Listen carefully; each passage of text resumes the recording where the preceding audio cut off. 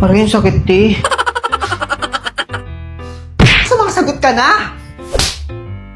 Aray ko. Saka na! OA ka dyan. Basta mabait talaga yon si Reynald. Reynald! Maglilinis muna ako. Tutulungan ko si na Yaya. Yaya! Ang sabi, gagamitin raw para makaluwas sa bansa. Makaluwas ng bansa? Makaluwas? Bakit? Saan ang punta niya? Kina mama mo. Hindi. Hala! Mag-a-abroad! Hindi ka mag-a-abroad. Hindi. They ask you how you are, you just have to say that you're fine when you're not really fine, but you just can't get into it because they would never understand. Totoo ba? Sagot! Tignan mo! Iiyak-iyak pa! Ano? Tayo na lang magsuntukan, oh. Hindi ka makikipagsuntukan. Brilyante yan.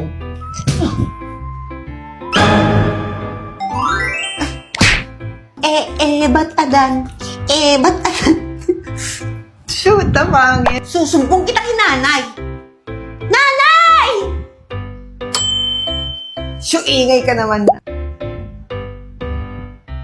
Kontrabido yan. Marami na tayong pera!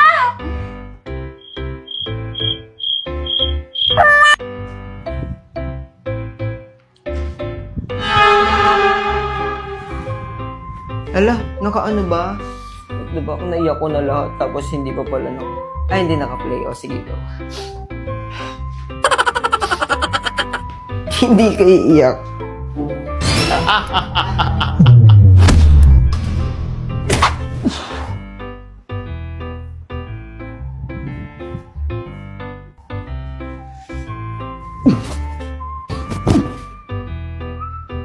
Shut mo, mukha mo! Ay, oo. High school na kayong dalawa. Kailangan ko nang dumiskarte sa ibang bansa para matustusan yung pag-aaral nyo. Wow, ganap na ganap. Aalis na ako bukas, anak. Anak ng puta. Di ba nga, kapag bakla, salot!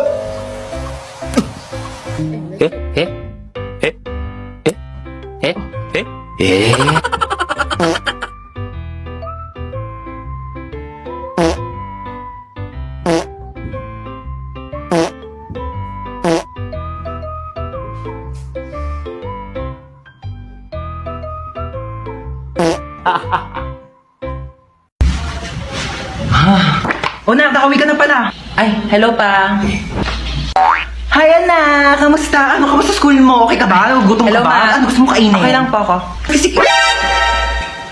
Hoy, hugasan mo yung mga plato sa kusina, ah. Oo, hugasan ko yan. Hello, kuya. Ay, hi, baby. Tanga.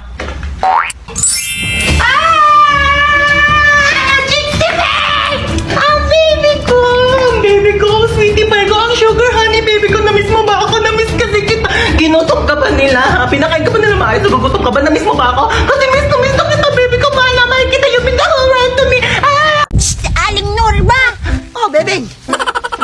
Si Budog po, Aling Norma. Lagi na lang siya kumukuha ng mga pagkain sa tindahan nyo. Ano ka mo? Kaya pala kayo nalulugi kasi siya yung kumukuha ng mga pagkain sa tinda nyo eh. Si Budog! Hindi talaga nagtatanda yung batang yan. Teka, Good luck, Budog.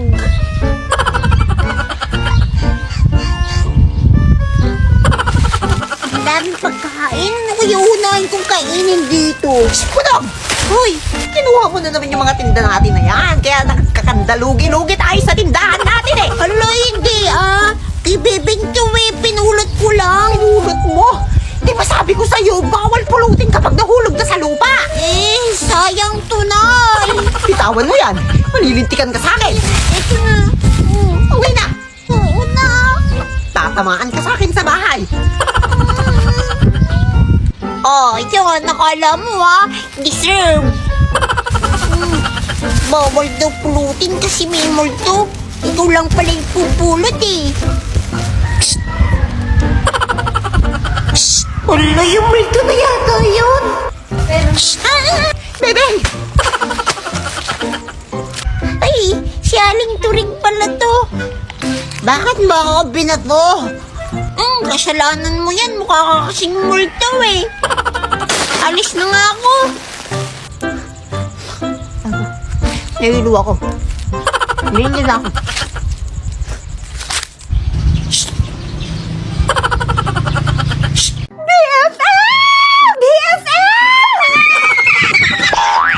Ano na? So, ano ganap natin today? Eh, kung mag-shopping tayo. Yes! Shopping! Naka-OA! Ano bang ingay yan? Ay, ano po, tita? Napakaganda niyo naman.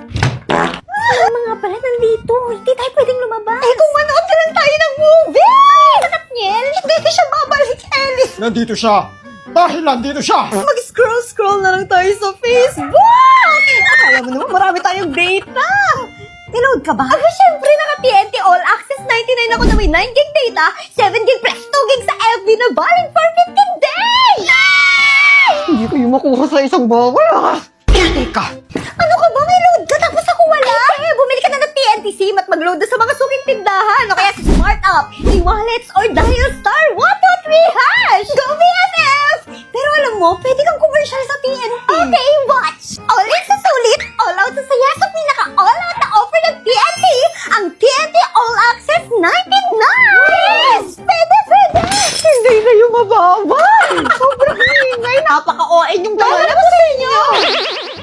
Kumusta mga chong? Ngayon ang unang araw sa buwan ng Hulyo at uumpisahan natin ang buwan na ito ng may masaganang ani. Masaganang ani? Nandito ako ngayon sa hardin ng kuya para mamitas ng mga gulay na tanim niya. Meron ditong talong, sili, okra, pipino at marami pang iba. Ito na yung literal sa kasabihang kapag may tinanim, may aanihin. At dahil isa akong OA na mahilig mamitas ng prutas at gulay, papangunahan ko na ang pamimitas ngayong araw. Uy, si OA! Unahin natin sa papaya pero kahapon pa to nakapitas. Maipakita lang na meron kaming tanim na papaya at nakakuha na naman kami ng hinog nito. Syempre, masaya na naman ang chong. Ito na yata yung pangatlo o pang-apat na beses namin pagkuha sa hinog na papaya dun sa puno. Meron din kaming kamyas dito pero bulaklak na lang yung natira. At syempre, meron din kaming makopa na wala ng bunga. Kung nakikita nyo man yung mga plastic na may lupa na nakapakat dun sa puno, yan naman ay tinatawag nilang marketing. Marketing? Ngayon, pumunta naman tayo sa hardin ni Kuya Empoy. At dito, pipitasin natin ng mga junjun, yung mga talong at yung pipino. Kasi pwede naman na silang i-harvest. Sinabi ko lang kina kuya na wag nilang pipitasin kasi gusto ko ako'y mamimitas nito. Sumusunod pa tong pusa ni kuya na akala mo naman marunong din siya mamitas, opo. Eto na nga tilalakad ko tong hardin para makuha yung mga talong. Sobrang dami niya ng bunga pero yung iba kasi maliliit pa. Kaya kinuha lang natin yung mga malalaki at pwede na talagang i-harvest at ulamin, syempre. Pero di ko rin alam sa sarili ko bakit sinuot ko yung imbudo sa ulo. Saktong-sakto talaga na nakapagtanim yung kuya namin ng ganito. Eh kasi naman sobrang mahal na ngayon ng talong. Hindi lang talong, pati yung ibang mga gulay. Buti na lang matalino ang kuya kaya minaharvest kami ngayon. At saktong-sakto rin kasi mahilig talaga kami sa gulay. Eh halos araw-araw din naman na may isang putahing gulay sa hapagkainan. Uy, si OA! Pagkatapos nating namitas ng talong, pipitasin naman natin dito yung pipino. Kasi kailangan na rin pitasin yung pipino dito para hindi na siya tumandang dalaga o binata. Sabi ng kuya, wala man daw 2 buwan mula nung tinanim niya yung pipino dun sa hardin. Pero eto na, umaani na kami. Pero isa pa lang. O di ba napaka-fresh ng itsura niya? Ito nga pala ang videographer ko ngayong araw. Ang aking kapatid na mahiyain pero hindi siya pwedeng tumanggi kapag sinabi ko pipicturan o bibidyoan ko siya. At ito naman si Kuya Empoy, ang may-ari ng hardin. Sobrang fresh ng mga naani natin ngayong araw. Sabi niya may nakalimutan pa daw akong anihin. Walang iba kundi yung apple na tanim niya. Syempre, utu-utu tayo kaya sumunod tayo kay Kuya Empoy at tignan kung ano yung apple na tanim niya at meron ngang bunga. May bungang apple! Uy, si OA! At hinarvest na nga ni Kuya yung mga apple. Grabe, di ako makapaniwala. May tanim pala kaming ganito. Sobrang galing talagang magtanim ni Kuya. Pwede na siya mag-asawa. At syempre, sobrang galing din magkabit ng apple sa puno para magmukhang may bunga talaga. Uy, si OA! Kung ako yung nauna sa pamimitas ng mga kung ano-anong nasa hardin, si Ina naman ang unang lalantak ng mga pinitas natin. Kaya naman tinimplan niya na yung pipino ng may suka, paminta, asin, at syempre, asukal. Dahil siya ang nagtimpla, siya ang unang titikim. At syempre, titikim din kami ni Kuya Empoy. At sobrang grabe talaga, napakasarap. Alam niyo yung malalasahan niyo yung pipino na may suka. Uy, si OA. Pero yun, promise, sobrang sarap niya. At sobrang fresh nung lasa niya. At para hindi masayang yung suka, nilagay naman namin yung apple. At alam niyo, grabe, sobrang sarap din kasi lasa siyang apple na may suka. Uy, OA ka talaga. O siya, hanggang dito na muna. Tuloy ang buhay. Bye!